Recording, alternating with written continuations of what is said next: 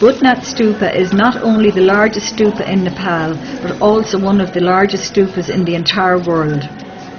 For centuries, Bouddhanath has been a centre of attraction of Tibetan Lama Buddhism in Nepal.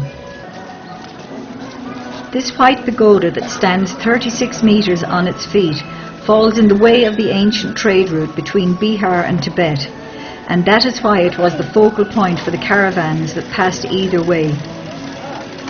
Tibetan merchants and hermits have rested and offered prayers here for many centuries. This place saw a major influx of refugees in the early 50s.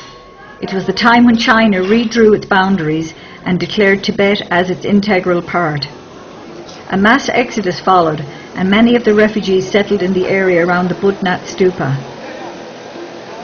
They established many gompas, and the Little Tibet of Nepal was born.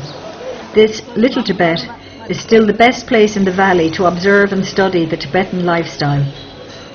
Monks walk about in maroon robes with prayer wheels in their hands, and the rituals of prostration are presented to the Buddha as worshippers walk around the stupa.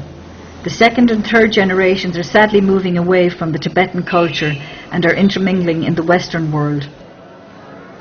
Like all other monuments in Nepal, it is very difficult to zero in on one date of construction. Nevertheless, the majority of people believe that Bouddhanath was constructed in the 5th century. The stupa is said to entomb the remains of a Kashyap sage who is venerable both to Buddhists and Hindus. The area around the Bouddhanath stupa is a feast to the eyes, typical to all Tibetan Buddhist sites.